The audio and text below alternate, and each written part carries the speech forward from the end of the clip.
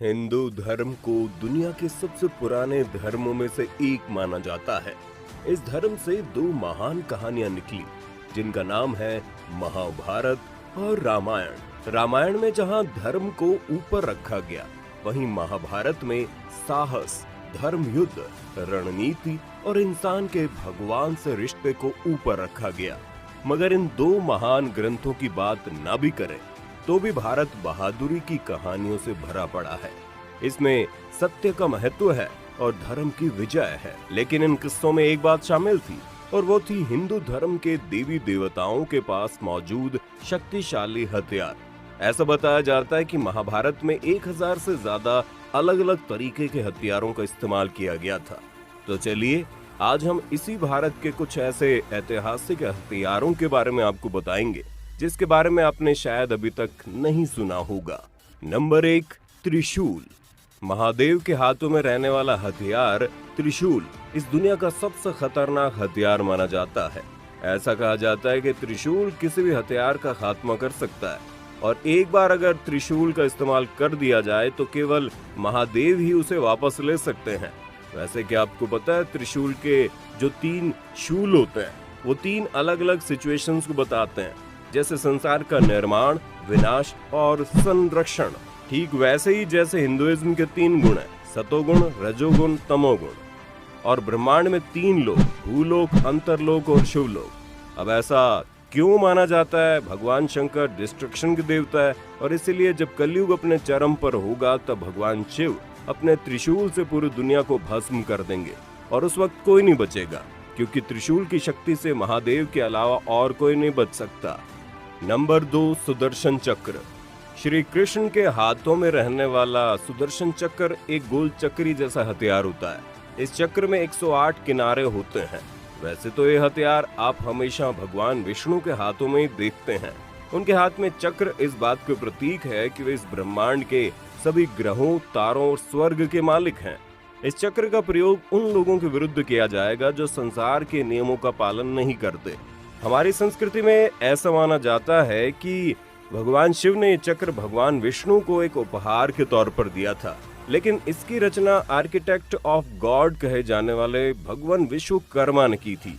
ऐसा माना जाता है कि जब भी भगवान विष्णु किसी दुश्मन का संहार करने के लिए ये चक्र चलाते हैं तो ये चक्र दुश्मन का गला काट कर भगवान विष्णु के पास खुद ब खुद वापस आ जाता है। इसीलिए इसे सबसे ज्यादा एक्यूरेट हथियार भी माना जाता है। नंबर 3, ब्रह्मास्त्र। इस लिस्ट में सबसे इंटरेस्टिंग हथियार ब्रह्मास्त्र है। ब्रह्मा जी ने ब्रह्मास्त्र को अपने सभी हथियारों में सबसे पहले इसे बनाया था। इसे पाने के 2 तरीके थे, या तो आप कड़ी तपस्या या जप करके इसे भगवान से मांग लें, या फिर आपको आपके गुरु द्वारा ये आशीर्वाद के तौर पर मिले। ब्रह्मास्त्र के बारे में एक चीज जो सबसे ज्यादा फेमस है वो ये कि ब्रह्मास्त्र न सिर्फ टारगेट को बल्कि उसके आसपास के वातावरण को भी बर्बाद कर देता है। दुनिया के जिस भी हिस्से में ब्रह्मास्त्र का प्रयोग किया जाता है वो हिस्सा बंजर बन जाता है। इतिहास में ब्रह्मास्त्र को विश्वामित्र ने महर्षि वशिष्ठ के खिलाफ, भगवान श्री राम ने रावण के खिलाफ और अर्जुन ने अश्वत्थामा के खिलाफ इस्तेमाल किया था।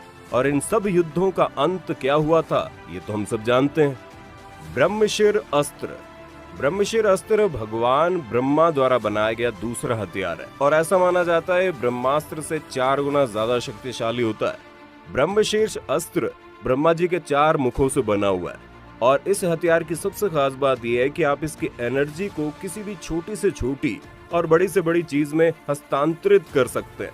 हमारे पुराणों में लिखा गया है कि जब भी ब्रह्मशिर अस्त्र का प्रयोग किया जाएगा तो आग की आंधी और तूफान आएगी, आसमान से उल्कापिंड गिरने लगेंगे और एक दिन में नहीं बल्कि हजारों सालों तक धरती का विनाश होता रहेगा।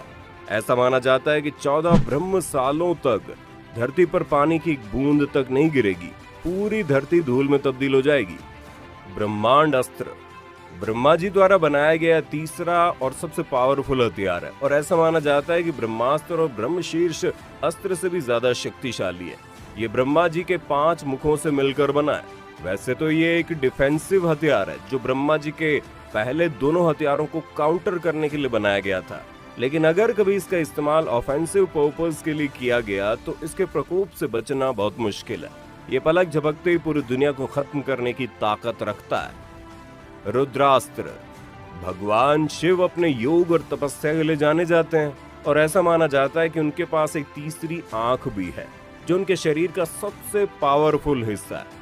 जो भी एनर्जी इन्हें योग और तपस्या से मिलती है वो उन्हें मस्तिष्क के बीच में चैनलाइज हो जाती है। इस तीसरी आंख को मानव शरीर का 10वां द्वार भी माना जाता है। शिव जी की तीसरी आंख में दुनिया की सारी खतरनाक शक्तियों का मिलन होता है। पाशुपतास्त्र स्क्रिप्टर्स के अनुसार पाशुपत अस्त्र अब तक के मानव इतिहास का सबसे डेडलिएस्ट हथियार माना जाता है। पुराणों में इसका वर्णन कुछ इस तरह से किया गया है कि महादेव की पत्नी महाकाली का हथियार था।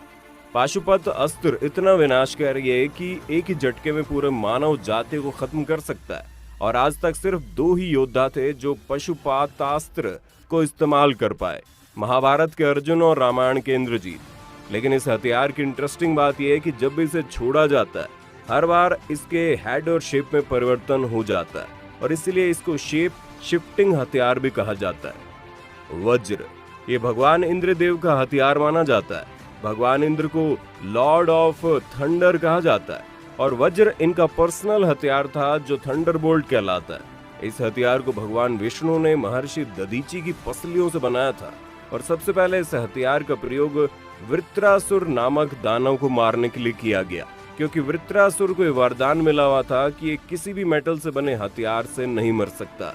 ये हथियार हमें 2 सीख देता है। पहले अच्छाई की बुराई पर जीत और एक महान संत का मानव जाति के संरक्षण के लिए त्याग।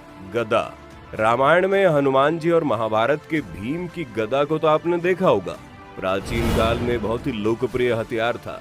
ये हथियार बहुत ही भारी होता है और इसीलिए कोई ताकतवर व्यक्ति इस हथियार को चला सकता है। ये हथियार दुश्मन पर अटैक करने और उसके अटैक से बचने दोनों के लिए इस्तेमाल होता है। धनुष बाण भी इस हथियार को भेद नहीं पाते। तो ये थे वो हथियार जिन्हें हिंदू धर्म के सबसे ताकतवर हथियार माने जाते हैं। आपको इनमें से कौन सा हथियार सबसे शक्तिशाली लगा? कमेंट में बताइए ना। साथ ही इस वीडियो को लाइक और शेयर करना ना भूलें।